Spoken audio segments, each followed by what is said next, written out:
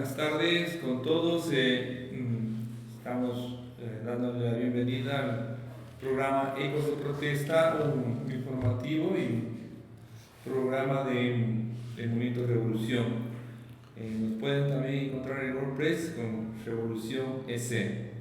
El tema que vamos a ver el día de hoy es algo importante, el mundo multipolar en el capitalismo en la actualidad.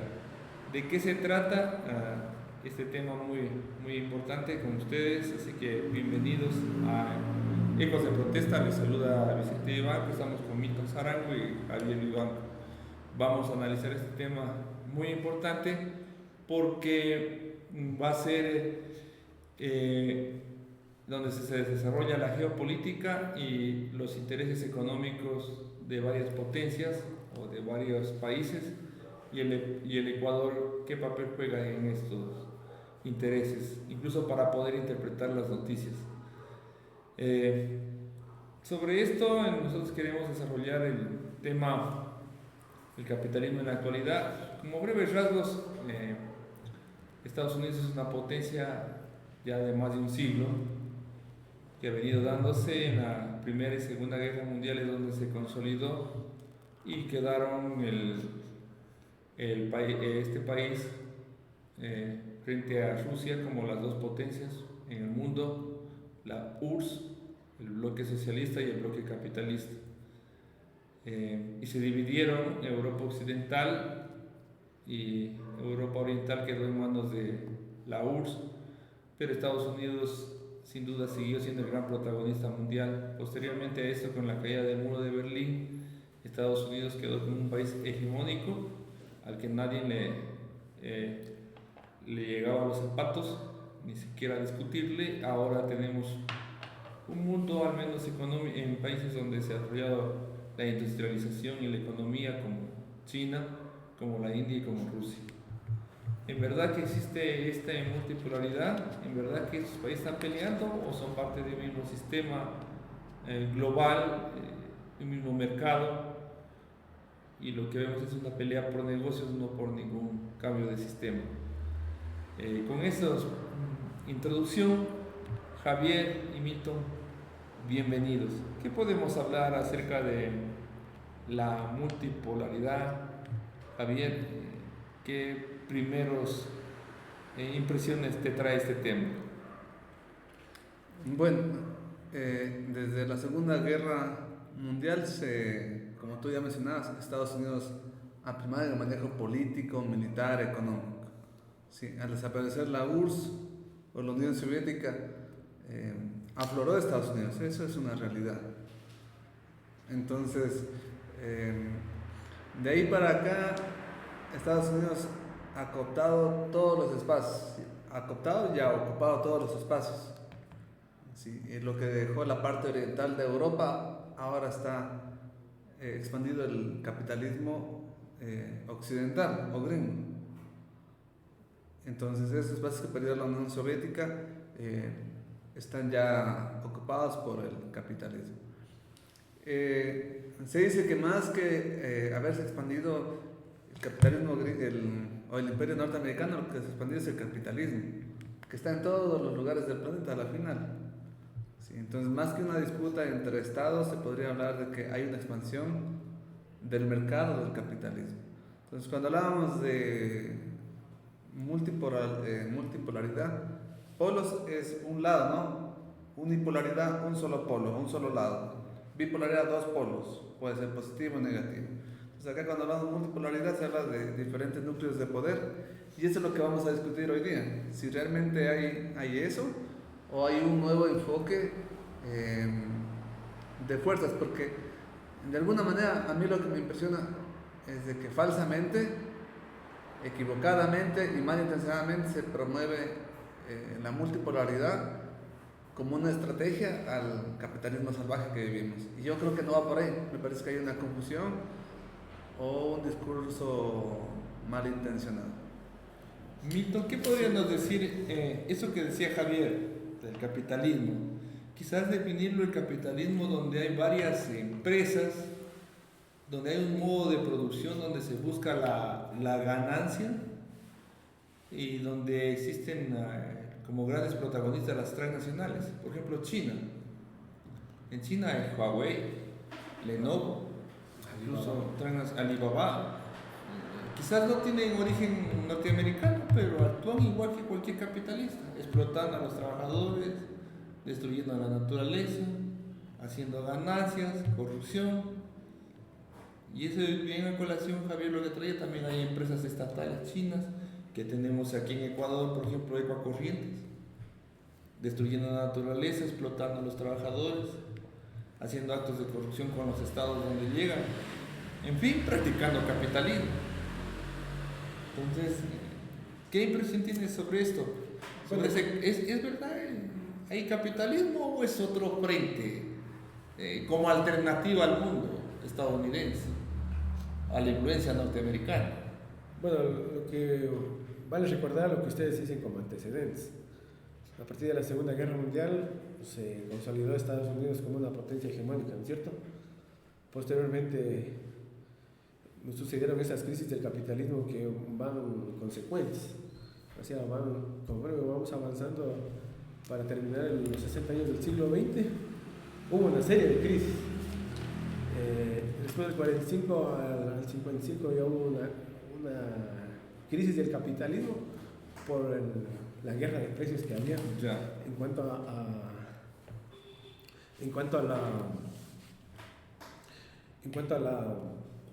a los precios que comenzaron a exportar a los Estados Unidos como un país que tenía en demasía y comenzó a superar estos mercados que tenemos ahora.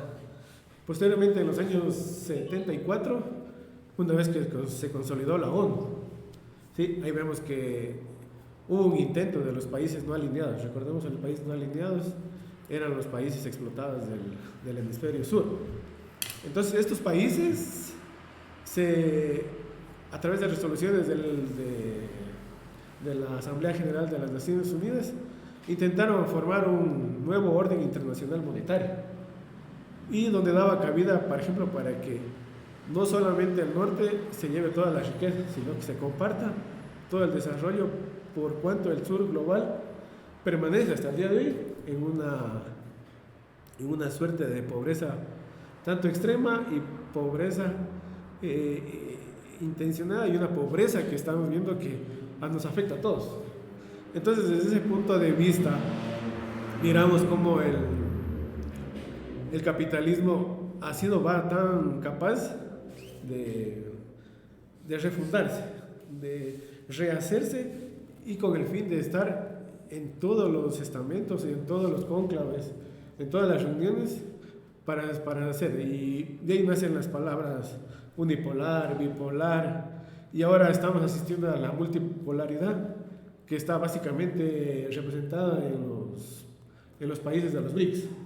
Creo que ese sería verdadero antecedente para ir configurando esta idea y decir que tanto desde el ascenso de Estados Unidos como tal, el capitalismo siempre ha estado ahí.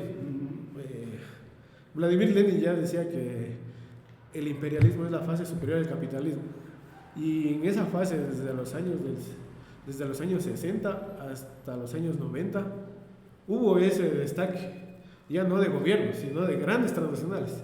Entonces, por eso vemos que las grandes transnacionales están enclavadas en todo el mundo, donde hay al menos recursos naturales que aún pertenecen a países que se ubican en el hemisferio sur. Entonces, ahí vemos que la multipolaridad, ahorita en este momento, como se sigue el discurso hegemónico, estamos con el tema de los BRICS. Yo creo que ahí sería un breve antecedente para ir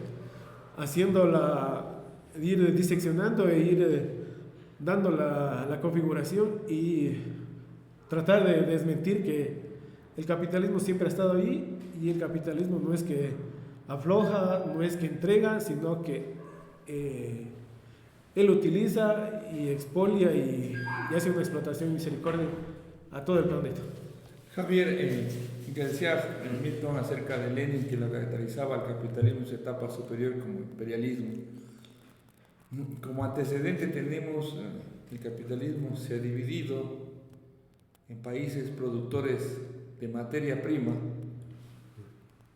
en países que adecúan a intereses del capital internacional su economía a priorizar la producción y exportación de materia prima, incluso sacrificando su producción local y sacrificando el empleo local de cada país. Y por el otro lado también el capital busca no solo materias primas, sino la fuerza laboral más barata, más desechable, y quizás donde los países que puedan otorgar menos derechos laborales es donde han migrado las grandes transnacionales. Y por el otro lado el capital financiero, que no deja de ser un principal actor en el capitalismo, a que extraen esos recursos, ese capital de los países pobres, entre comillas, porque tienen sus recursos naturales, pero luego también eso los exportan a través de préstamos, a través de inversiones, y vuelve como un círculo vicioso: pago de deuda externa, pago de créditos internacionales, y nos encontramos en ese círculo. En ese escenario ves que con los BRICS, aparte de que he mencionado a los antecedentes, serían los BRICS como el reflejo, o se los ve como el tema de que son la alternativa frente a Estados Unidos. Cuando me refiero a los BRICS me refiero a Brasil, Rusia, India, China, Sudáfrica, y hay otros países que también se unieron. ¿Qué opinión te merece eso? Primero la pregunta que te decía: ¿variará este sistema de producción capitalista, imperialista del sector primario de los países? Bueno, nosotros partimos del análisis de que hay una lucha de clases. Yo creo que desde ahí hay que partir para poder entender.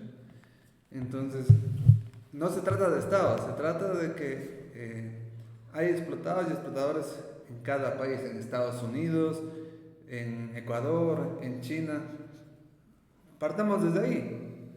Sí, porque son las empresas chinas las que explotan a los trabajadores chinos, son las empresas ecuatorianas las que explotan a los trabajadores ecuatorianos, o las empresas gringas que explotan a sus propios ciudadanos, o que explotan a otros ciudadanos de otros países, ¿no es cierto?, que son las transnacionales.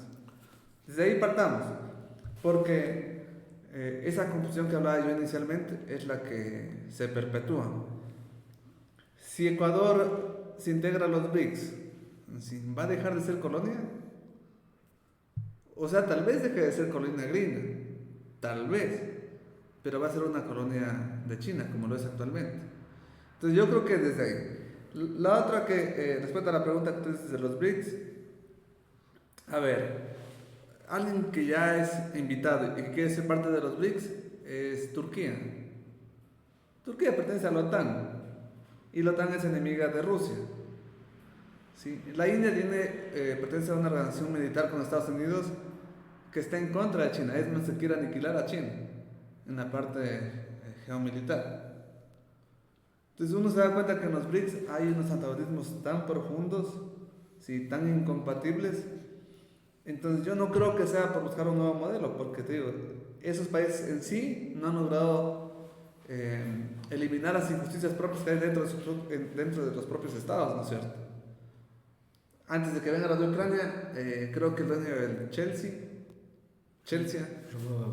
era un ruso de este club inglés. Sí, los archimillonarios de Rusia pasaban con yates en Gran Bretaña, pasaban en Italia. Las relaciones de producción han sido de explotación, tanto en China como en Rusia.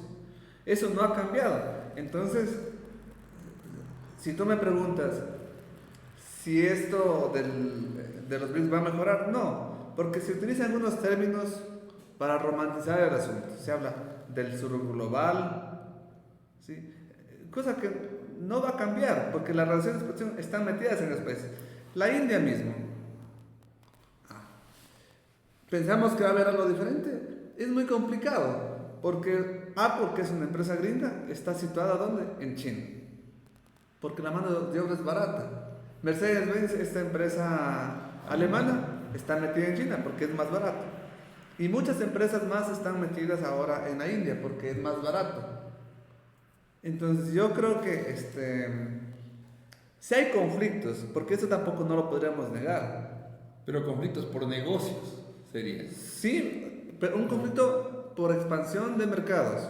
Un conflicto en el capitalismo por expansión de mercados. Que más o menos esa es una idea para luego seguir. Y aquí, para resaltar un punto, muchos la constitución de los BRICS no tiene carácter vinculante para sus socios. Y es más, es como una búsqueda de mercados. No es como muchos creen, y como Javier Cuya lo acabó, para hacer un frente en contra de la hegemonía norteamericana o del sistema capitalista, sino para aprovecharse de los negocios. Eso es todo. Y ellos, como decía Javier, no tienen empacho. Negociarán hoy con Estados Unidos, mañana con Irán, pasado con la India, es donde les convenga. Claro, pero por el otro lado, los trabajadores del mundo, incluidos trabajadores de la China, de la India, de Estados Unidos, más explotados, la sociedad más desprotegida en este marasmo de negocios y la naturaleza destruida en esta brutalidad del consumismo y del derroche capitalista que es practicado tanto en China como en Estados Unidos. Y para muestra, veamos los barcos pesqueros que llegan a las Galápagos a destruir, a pescar a río revuelto, como literalmente, a mar revuelto y todo eso. Entonces, Milton, para ratificar esto, los BRICS se constituyen una amenaza para el sistema o son parte del sistema, aunque redundes, pero a lo mejor tienes otras razones que Javier. Bueno, en el tema de los BRICS, que es el escenario actual que se maneja en este momento, ¿cierto? Con el tema de que ellos están en la agenda de la opinión pública, yo creo que hay que remitirse a los antecedentes. Por ejemplo, los BRICS, antes ellos aparecieron cerca de fin de siglo, en el 99-2000, y era un proyecto de un economista que se llama Jim O'Neill.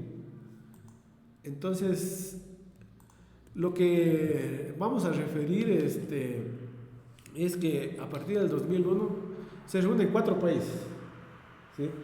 Que es Brasil, Rusia, India y China, donde ellos catapultan una idea de que debe organizarse, pero esto sale en el seno de una reunión de las Naciones Unidas y bajo una idea,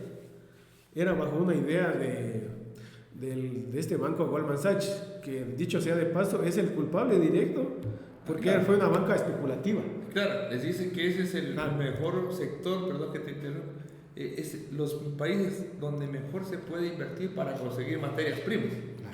Entonces, si vamos por ahí, el banco Goldman Sachs fue el culpable directo de la crisis en el 2008. Y si tenemos a un personaje que es economista jefe de ese banco, especulador, anatocista, usurero, que ya no está solo en un solo país como Estados Unidos como hegemónico, sino solo está en Europa. Ellos son los que sacan este estudio y dicen que estos 4 países son economías emergentes y van a tener un rápido crecimiento. Es así que para el año 2011 se integra Sudáfrica y para este año se integra, por ejemplo, Etiopía, Egipto, Irán, Arabia Saudita, ¿sí? Se integra y hacen un país... En Rusia, hace un mes creo. Claro, eso fue el 22 al 23 de noviembre. Entonces ahí miramos los periódicos cómo ponen a los BRICS en una suerte de que ellos van a derrumbar el mundo, en una suerte de que, sin embargo, no es así, porque los capitales que están en los BRICS entendemos que ellos no están asociados, no tienen una declaración confirmada, no están unidos, no tienen un ente o un organismo que sea el vocero oficial. Simplemente fue en Rusia, en Kazán, solo sacaron una declaración, más de 40 hojas, con 135 puntos, pero nunca se refirieron al tema del genocidio en Gaza. Por ahí líneas afuera, por el tema de la incursión de la OTAN en Ucrania y que quieren hacer como una guerra que provoca a Rusia. Entonces miramos a ese nivel. Y otro tema preocupante es que los BRICS el capital como tal los va a desarmar. No quiero ser agoreros del desastre ni pitoniza decir que hay, por ejemplo, países como Irán, que ya se integraron en enero y que hoy, recientemente en noviembre, los declararon como miembros plenos. Irán con Arabia Saudita son encontrados, son rivales hegemónicos, son rivales encontrados en el tema petrolero, son rivales en el tema de relaciones geopolíticas. ¿Por qué? Porque los estadounidenses es un aliado fiel, pongámoslo así de esa manera, del G7. Y el G7 son las economías más grandes del mundo que están cabildeando ahí adentro. Entonces, si miramos todo ese escenario, miramos que los BRICS prácticamente están o son un escenario más para el capitalismo vaya encumbrándose, vaya haciéndose, desarrollándose más y nos deje destruyendo todas las economías de nuestros países que ellos hábilmente impusieron como una propaganda que llaman el sur global o el hemisferio sur, que es donde se encuentran los recursos naturales, pero sin embargo vivimos en pobrezas absolutas y en pobrezas relativas, mientras el norte vive a expensas de lo que saca del sur. Entonces yo creo que los BRICS prácticamente tienen una caducidad de reunión por el tema que ya hay países. Y si no tienen caducidad, tienen poca efectividad. Claro, o sea, se van a hacer como esos grupos, por ejemplo, pongámosle un ejemplo como el grupo de la OPEP. La OPEP es un cartel de los grandes países petroleros, pero que no es manejado por ellos, sino por las grandes transnacionales del petróleo. Shell, Agibgas, Trafigura, estas holandesas, Anglo, British Petroleum, Chevron, Texaco, ya. Todas estas son un cartel y lo ponen a la OPEP como una entelequia. Entonces serían los BRICS, como hablábamos, los BRICS serían los BRICS la gran multinacional de materias, del mercado de materias primas. Exactamente, ellos le ponen, prácticamente sería desde esa manera, porque si miramos acá, por ejemplo, América Latina, ¿quiénes están introducidos aquí? Desde que hubo la supuesta independencia de 1830, los gringos están metidos aquí, tienen no sé cuántas bases. Yo creo que estamos cerca de unas 25 a 30 bases militares y están ubicadas estratégicamente donde hay recursos naturales. Otra es la influencia de China, ¿sí? Para cabildear el posible ¿cómo se diría? El posible negociación de los recursos para que vaya a la par de un saqueo sistemático o, si se quiere decir, de una extracción de recursos para seguir ellos en esta vida dispendiosa y poniendo en serio riesgo al planeta. Por cuanto miramos ahora el tema, no hay una economía solvente de nuestros países y sin embargo en la parte del hemisferio norte vive un derroche en exceso. Yo creo que ahí sería más o menos una breve introducción o un desarrollo de la idea del BRICS como tal. Javier, quizás, bueno, como se trata del mundo multipolar, aquí la pregunta sería, ¿qué les espera a los países en el supuesto caso, que ya no analizas tú y Javier? ¿Qué futuro, qué escenario les espera a países pequeños frente a la intervención de países gigantes como Estados Unidos, China, Rusia, a estos países como Latinoamérica, Venezuela, Cuba, Ecuador? ¿Qué pasa con ellos? ¿Qué escenario les espera? Porque, ¿cómo sería para rematar este punto, para luego avanzar en otros que me gustaría también conversar con ustedes, contigo, Javier? Sí, yo ahí antes de responder esa pregunta, yo creo que no es el punto inicial que yo quería insistir es de que para nosotros, como población explotada, como parte del pueblo trabajador, ¿sí? No va a cambiar lo de la disputa entre los BRICS y el grupo occidental como Estados Unidos y Europa. No va a cambiar. Yo creo que ese es un punto que hay que tener claro. Sí. O sea, no es que el BRICS va a sumar como una alternativa para resolver los problemas que tiene el tercer mundo. Ni África ni Latinoamérica. Eso es claro. Pero de que hay una disputa en ascenso, la hay, existe. Sí, yo quería compartir un poco de datos, por ejemplo, el G7, que es de los países de mayor implicancia económica, incluye Estados Unidos y países de Europa, sí, y Canadá. Ese es el G7, representa el 29% del Producto Interno Bruto a nivel mundial.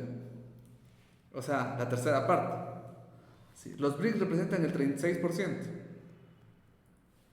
Un poco más que la tercera parte. ¿Ya? Respecto a la población, los BRICS tienen el 45% de la población a nivel mundial. 4.000 millones. Es bastante. 4.000 millones. O sea, imaginemos una transnacional que haga convenios con los BRICS para los mercados. Claro, es Un gran excelente. mercado en el mundo. Lo es. Y los BRICS poseen las reservas petroleras o reservas energéticas en un 40%. Entonces, sí hay una disputa de bloques por los mercados. Sí existe. Sí, porque a la final no va a morir Putin con Trump. Lo que mueren son los soldados norteamericanos y los soldados rusos. La población, que son carne de cañón. Y prueba de ello que les digo que sí es real esta disputa. Ahora vemos que el conflicto de Medio Oriente no es el pueblo palestino, el pueblo palestino. Es la necesidad de expandir, ¿no es cierto?, el mercado, disputar los recursos energéticos en Medio Oriente. Por eso la OTAN bombardeó Libia. ¿Se acuerdan? No hace mucho. Bombardearon Libia, destruyeron ese país. Ahora hay la disputa entre ¿quién? Entre Rusia y Estados Unidos a través de los rebeldes sirios que hablan ahora. Sí, hay una disputa ahora en Siria, una matanza. Sí, entre los prorrusos y los antirrusos o progringos. Hay un conflicto generalizado. Eso también pasa en Líbano. Sí. Hay también la necesidad de destruir Irán porque están detrás de los recursos energéticos. Entonces, si hay una disputa, no es que no la hay. Existe esa disputa. Entonces, está lo de Taiwán también. Es una disputa por las rutas, por la energía, por contener a China. Sí, porque si bien China tiene empresas gringas, pero tiene sus propios intereses económicos. Mira, decía, y que estás tú con los datos, el 14% de las exportaciones en el mundo corresponden a China. Y es el país mayor exportador del mundo. Y además el 30% de los productos manufacturados en el mundo se producen en China. A la contraparte, Estados Unidos es el país que más importa productos del mundo. Luego le sigue China, Alemania. Pero nos podemos dar cuenta la potencialidad del mercado chino y como potencia. Ahora, respondiendo a tu pregunta, ¿qué nos espera? Bueno, va a continuar el saqueo, porque actualmente ya lo vivimos. La economía emergente de China, ¿a qué ha llevado? Aquí tenemos Lundin-Gold, que tiene capitales chinos. Aurelia. Más explotación minera. Sí, tenemos Fruta del Norte que tiene capitales canadienses. Solo es cuestión de darse cuenta. Con BRICS o sin BRICS, sí, aquí tenemos que ambos intereses están metidos, ¿no es cierto? Está metido China, está metido Canadá, que es pro gringa. Nosotros, ¿qué nos espera? Más extractivismo, más contaminación. Sí, los gringos están metidos con los proyectos verdes de deuda, ¿no es cierto? Ahora Los bonos. Sí, los bonos verdes que están en Galápagos. Azules y verdes en la Amazonía. Sí, azul, perdón.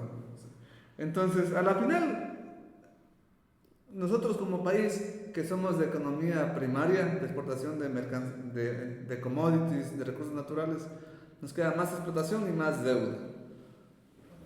Solo recuerden ustedes que hace creo una semana se firmó un nuevo proyecto de oro, un megaproyecto a cielo abierto, que es el de Cangrejos, que queda en el oro.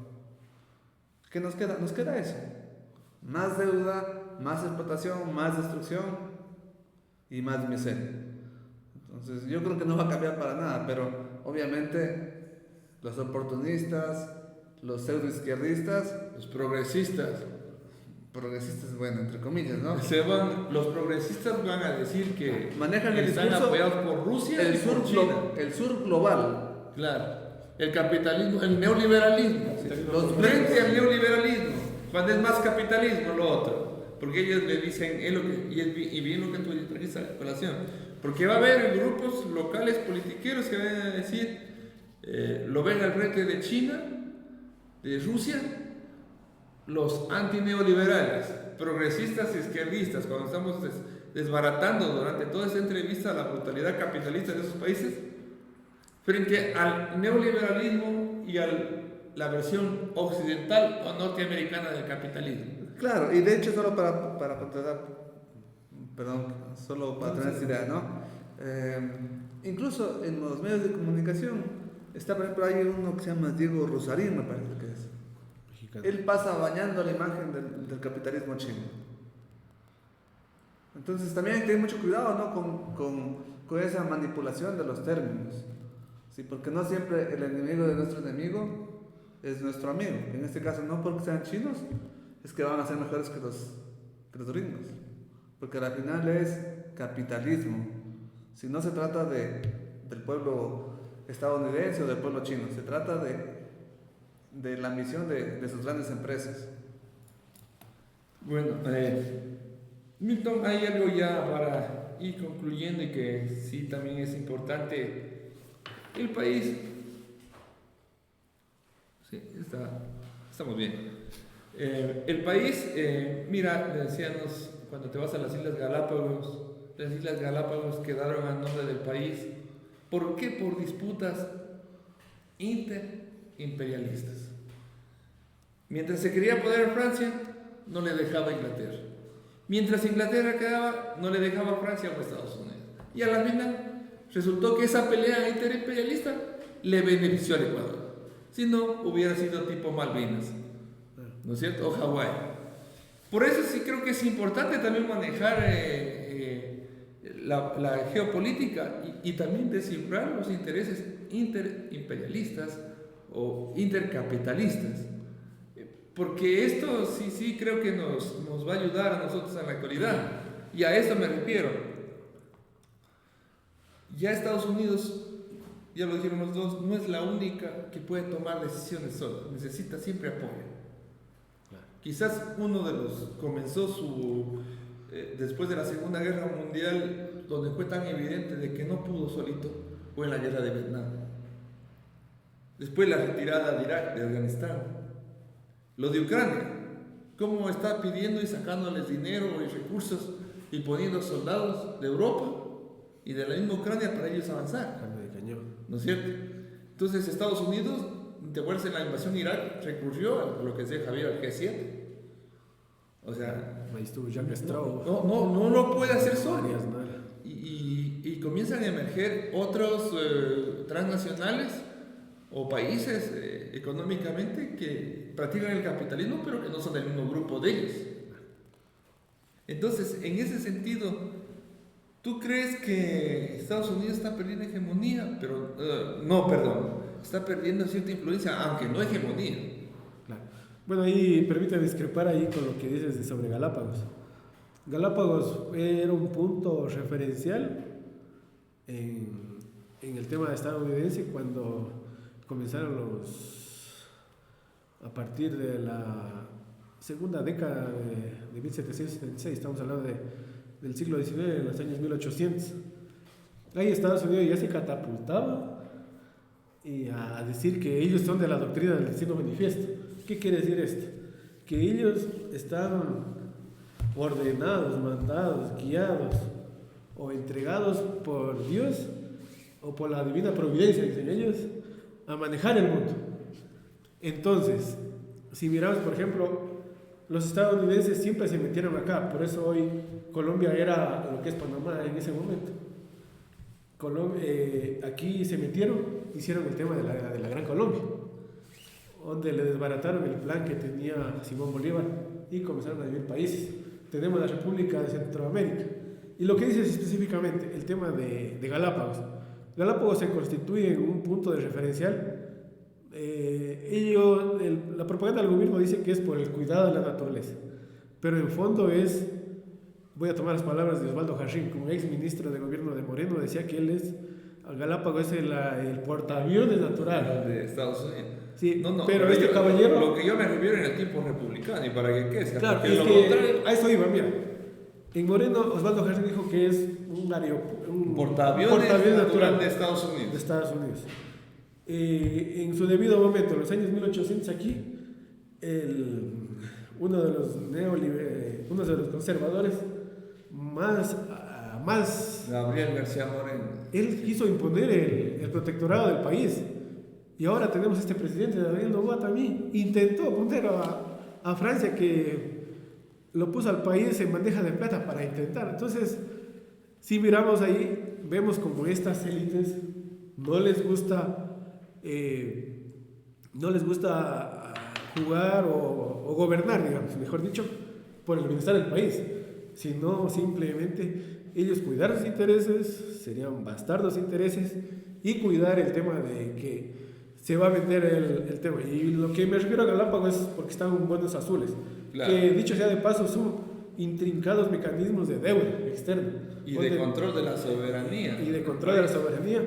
Y dicho sea de paso, hay una cordillera que es rica en minerales. Dicho sea de paso, mira, ahí tiene el nombre de un gringo, Dale Carnegie. Claro.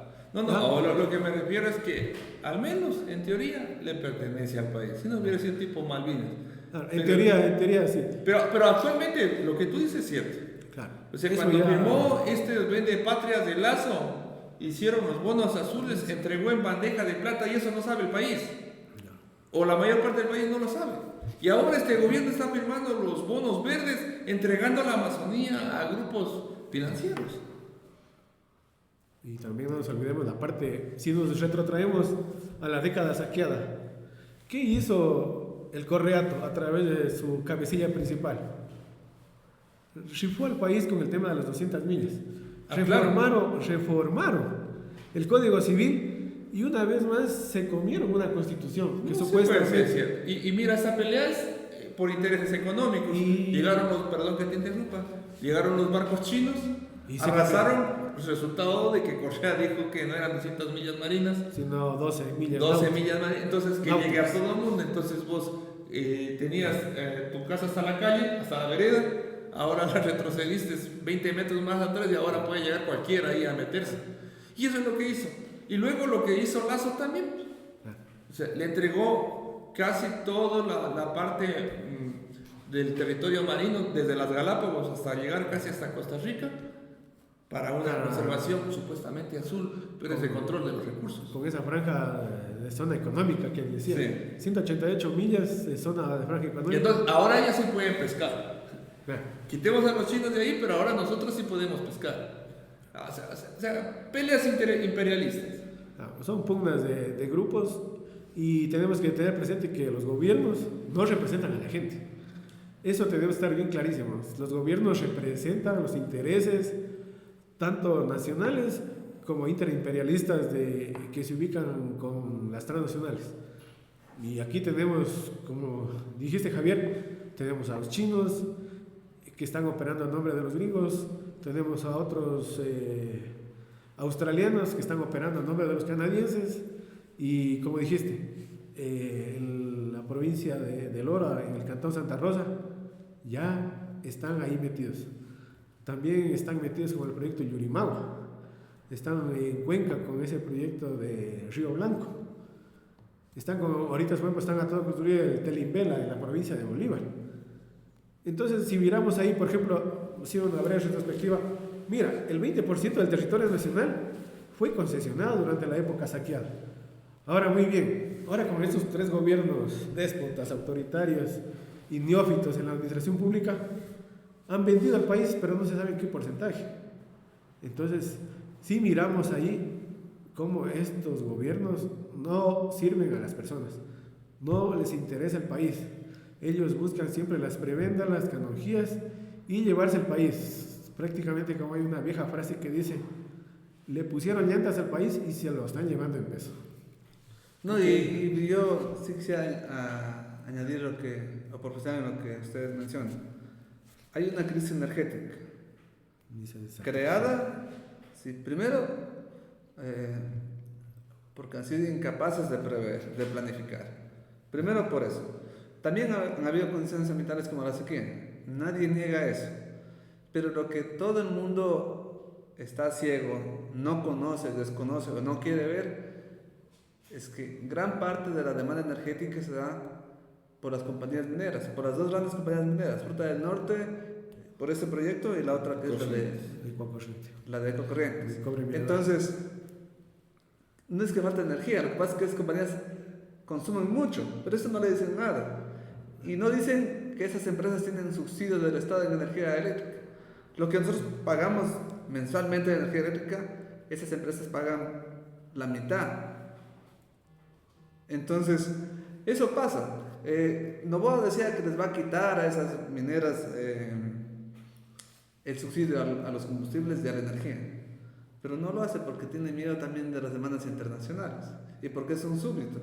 Entonces, tú preguntas, ¿cómo le va a afectar lo de los BRICS y lo otro? Realmente ya nos está afectando hace tiempos. Sí. Que las crisis energéticas son más profundas, que los subsidios, que son nuestro dinero, son nuestros ingresos, es el dinero de nuestros impuestos, se va a subsidiar a las empresas canadienses y chinas. Lo estamos padeciendo, porque si no hay dinero para salud, porque si no hay dinero para universidades, tenemos ahí un caldo de cultivo para un estado delictivo, o para un país donde la violencia y el narcotráfico aflora. Porque al final del día, todo tiene relación. Si no inviertes en educación, si no hay trabajo, pero ¿por qué no hay? Porque estas empresas, en vez de ser una ayuda, son un perjuicio. Claro. Es una destrucción. Claro. Y ahí creo que tenemos que regresar al tema principal, que es los BRICS. Entonces los BRICS no es tal como dicen los países, ¿no? No está atrás de Rusia Putin, o atrás de Brasil Lula, o atrás de la India que se llama Modi, un apellido muy extraño, o el de Sudáfrica, o el de la India, o China, de Deng Xiaoping, Xi Jinping se llama, el de China. Ellos prácticamente vienen a ser los empleados de estas transnacionales. Ahí tenemos, por ejemplo, aquí ya detalló Javier, pero si vemos, por ejemplo, en el Perú, con ese nuevo puerto que pusieron, y quieren poner un aeropuerto, y quieren poner un tren para la búsqueda del recurso y extraer lo que hay, el último pulmón verde que tenemos en el mundo. La Amazonía. La Amazonía, que ya no es internalización de la Amazonía, ni plan IRSA, dicho sea de paso, sino es la Amazonía azul, le dice. Y ahora cojo y compran bonos.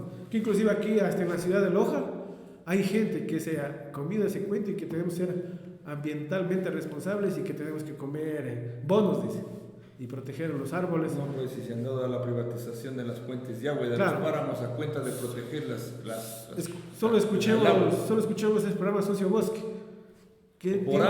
Por agua. ¿Cuánto está privatizado eso? Entonces, por ejemplo, ahí creo que va la denuncia pública de que estos países, atrás de ellos solo son una entelequia. Atrás de los países simplemente están las grandes empresas que actúan como cabilderos y los tienen ahí a los presidentes como títeres. Los tienen ahí a los presidentes de esos países. Y a los candidatos o presidentes de estos países que están bajo el nivel como el Ecuador. Por ejemplo, Noboa. Claro. ¿Un alfil de quién? De los Estados Unidos. Corrientes. Allegado a los chinos y a los rusos. Con los intereses ahí. Alberto Acosta. No nos olvidemos. La gente que trabaja en la UDLA. La gente que está en esas universidades supuestamente desarrolladas. O sea, estamos aterrizando del poder mundial al poder de los poderes económicos de los países ¿A quiénes son los representantes? Porque yo podría decir aquí, ¿quiénes están más vinculados a la onda de Estados Unidos? Noboa, Cucalón, Topic. ¿Y quién está vinculado a la otra onda? Que no son contrarios tampoco, sino que son más amigos del otro, pero no significa que sean enemigos del otro tampoco. Sí, pero efectivamente lo que tú dices, ¿Quién antes de que sea presidente del Ecuador, me refiero a Noboa, los llevó con gases pagados y todo A Rusia. a los asambleístas correístas, a Rusia? Fue Chile. él, porque al final hay intereses. Bueno, aunque Noboa es un norteamericano, Que tiene negocios. o sea, pero es un norteamericano. Es como Putin. Antes de esta guerra bailaba con Bush y con todos ellos. Y te apuesto que termine esta guerra y vuelva a bailar Con Trump. Pero, con Trump. pero, Pero los soldados de Ucraina Derraman y los soldados de Rusia y su familia destrozados. Y estos pisoteando a la gente. es que tu idea es interesante porque tú dices, a ver, Noboa tiene intereses con Rusia por la venta de ganado. Pues no se ha peleado. Es más, en esta de Toche Pilatón, la empresa que contrataron para que cierre ese túnel fue una empresa rusa. Siguen haciendo negocios, pero es lo mismo. ¿Por qué si Estados Unidos está tan peleado con China, por qué siguen las empresas gringas en China? Porque lo que interesa es profundizar el capitalismo, expandir el mercado. Sí. Aquí no hay naciones, aquí hay intereses corporativos, como dice Milton. No se trata de los estados, sino de las empresas que son defendidas por los estados. Claro, cierto es. Claro, Y hay países. Aquí no hay peleas entre ellos. Mira, en Perú, por ejemplo, en Perú secaron un río gracias bueno, no gracias, sino que a la mala administración y gestión de una alcaldía. Es por el sur, me escapo ahorita ese nombre. Ahí intervinieron directamente el ejército a través de las maniobras sunitas y prácticamente ese territorio es como cobre mirador. No puedes entrar ahí. O por ejemplo, si nos remitimos a la historia, Venezuela. Venezuela era el rancho de los Rockefeller.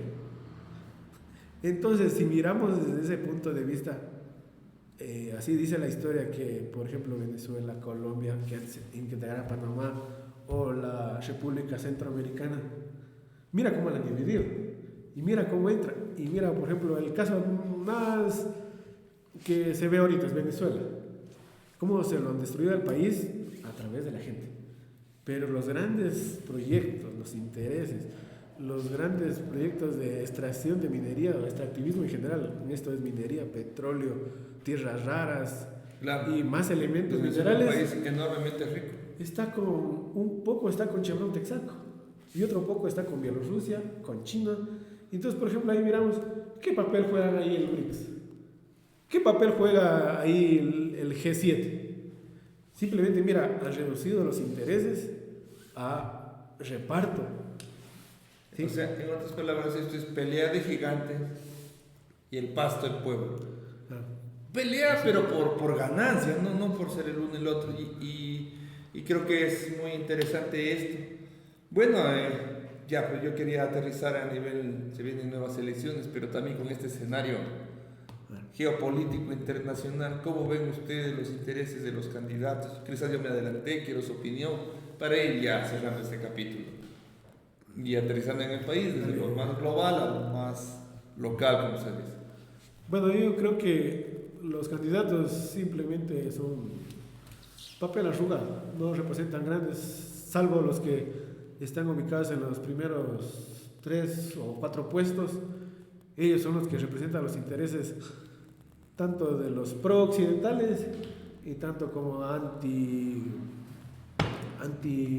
anticomunismo o que le dicen anti-izquierda o que le llaman esos de atrás a pueblos. Entonces, por ejemplo, ahí miramos los candidatos, creo que no representan la mayoría. Tenemos 16 candidatos, estos candidatos no representan a la población, más simplemente se van a convertir en un desfile, en una pasarela gratuita en los medios de comunicación, y lo van a entender embobado al pueblo ecuatoriano como una masa. Como refería y reafirmo esto, los 4 primeros candidatos representan intereses, y tenemos desde el que hoy funge como presidente, que está por los intereses norteamericanos, intereses hegemónicos y del G7. En cambio, los otros, los que se tildan de izquierdistas o progresistas, ellos no.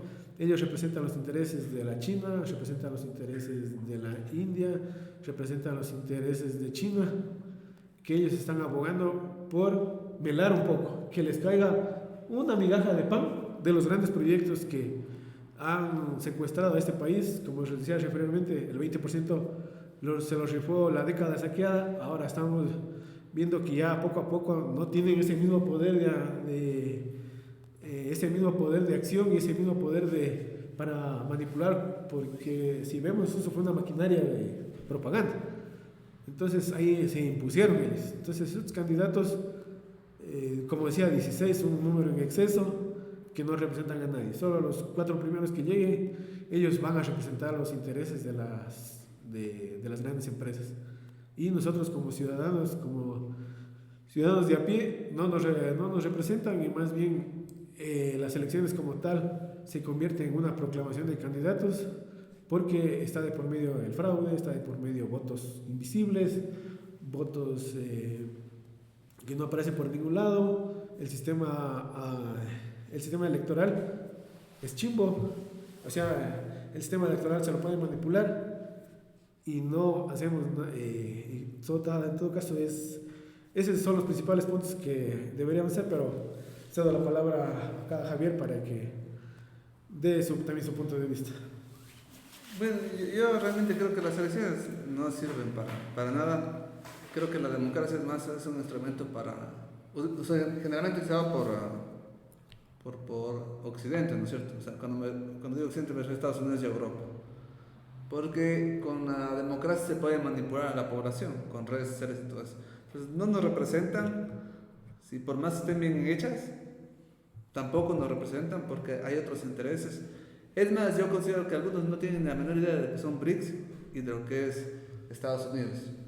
Buscan estar en elecciones porque no necesariamente tienes que estar entre los 4 primeros. Puedes estar en el puesto 8º, pero con eso puedes manipular. Puedes ganar asambleístas y pedir canonjías o ministerios, como Pachacuti. Entonces, las elecciones van por ahí. Creo que no vale mucho insistir en eso porque sabemos por dónde va. Nosotros no creemos en elecciones, no creemos en la democracia porque es un instrumento de manipulación. Y ejemplos breves, Vicente, así. Sí. Mira, en Rumania ganó un candidato prorruso. Sí, Occidente utilizó la Corte Constitucional de allá y desconocieron los resultados. Lo mismo pasó en Georgia, gana un partido prorruso, y no digo que los rusos son buenos, pero digo, ellos en lugar de aceptar eso, no dicen no aceptamos eso. Entonces hay una manipulación, ¿no es cierto? Claro, las elecciones no sirven. Y a eso iba Javier, para ir ya concluyendo. Estados Unidos tiene el control aquí, porque cuando llegó el gobierno de Noboa y en enero de este año, llegó a visitar a la judicatura, llegó a visitar a la fiscalía, llegó a visitar a la cúpula militar, llegó a la presidencia de la República, Carondelet, y tenemos una Corte Constitucional que le ha cedido en las bases militares, una Corte Constitucional que ha aprobado los tratados internacionales para que tengan impunidad los militares aquí, se ha hecho de la vista gorda. Tenemos un Consejo Electoral prorrogado y desde la época de Moreno, vinculada a los gringos, porque se acuerdan quién lo votó a Julián Assange de la embajada de Inglaterra. Fue mandado por los gringos. Entonces, yo considero, no sé, y ahí les pido su opinión ya para ir. Yo considero que con votos o sin votos, la mejor ficha de los gringos es Noboa en estos momentos. Y puede haber un fraude y les vale un comino ese. Y como tienen manipulación de redes sociales, de prensa, lo harán. Entonces, no soltarán la teta a menos que pase algo diferente, que también es posible. Pero esa es mi opinión, no sé porque ya encaminar por ahí, o sea, los gringos no van a soltar este pequeño país. Es indudable, o sea, el gobierno de Daniel Noboa en esencia hay que ver los antecedentes, ¿de dónde viene él? Él es hijo de terratenientes, es hijo de gamonalistas. Bananeros. O sea, ahí me entran todos estos jóvenes. Terratenientes, gamonalistas. Entonces estos se van a construir en vendepatrias. Y si miramos también los orígenes de los demás candidatos, están por esa misma línea. Entonces lo que vemos que por ejemplo, para ir aterrizando este tema de las elecciones, los candidatos no van a implementar programas, más bien, ahorita tenemos, mira, ese acuerdo firmado con el Fondo Monetario desde el 2017, Claro. ya van cerca de 4.000 millones a 6.000 millones, me parece que están las cifras, y un total de 12.000 millones que se ha pedido desde el 2017. ¿Y dónde está ese dinero? Y que tienen que Y pagar, no hay una obra perdóname, pública. dicen desde el 2025 al 2027, más de 10.000 millones de dólares, más. Claro. Yo estoy poniendo, creo que llega hasta 20.000, pero no voy a exagerar ni a mentir. Pero Entonces, existen intereses económicos de por mira, medio. Necesitan un gobierno que vaya a pagarles. Mira ese ejemplo. Tenemos cerca de 12.000 millones que debemos en deuda y no se ha visto una obra. Es más, aquí no hay obras. Se pretendió construir una carretera aquí en nuestra provincia. Pero no hay ni helicópteros Mira, para pagar incendios, no hay helicópteros para pagar incendios. claro, ni O siquiera sea, hay una fuerza civil. y de si salvamento. vas a ver las cifras del 2018, acá hemos duplicado la deuda externa. Claro, pero solo con un organismo que es el anatocismo. No, pero se entiende que vos si tienes dinero es para invertir en algo. Claro. Pero ahora te encuentras que no hay hospitales, ni carreteras, ni un helicóptero. Mira, Botado todo. a principios de mes aprobaron 4.000 millones. A principios de mes. Estamos hablando recientemente la semana pasada. 4.000 millones, de los cuales casi el 80% se va a ir a pago de deuda externa y el 20% se lo van a embolsicar a las mismas élites. Entonces, si miramos, estas personas que fungen de candidatos, les importa un rábano al país, les importa un bledo. Entonces, sí, ahí tenemos que ver que estas señores no nos representan. Y la única manera es que la organización, por fuera de estas lógicas del gobierno, por fuera de estas lógicas gubernamentales, tenemos que ver. Y creo que hasta aquí mi comentario. Doy paso a Javier, para Javier. finalizar el programa, para que te despidas y con eso terminamos. Yo creo que lo que no hay que perder es la capacidad de asombro, ¿no es cierto? Cuando pierdes la capacidad de asombro, normalizas todo, aceptas todo. Y es lo que está pasando en el país. Es más o menos como los productos del Black Friday que había en unos supermercados. Decía, gran descuento de tanto, paga 75%, levantaban la etiqueta y era el mismo precio que estaba anteriormente. Eso es nuevo. No más impuestos, no más elevación de la gasolina, más inversión, y ha hecho todo lo contrario. Entonces llegan, te mienten, consiguen tu voto y hacen lo que les da la gana. Y yo finalmente lo que quiero decir es que es necesaria la reflexión, el pensamiento crítico. ¿Sí? Hacer una pausa y dejar de ser o de estar intoxicados por los medios oficiales y las redes sociales.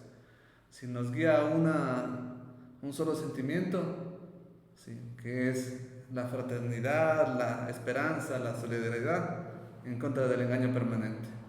Eso por mi parte. Buenas noches. Gracias Javier, gracias Milton y gracias a todos los que nos han venido siguiendo.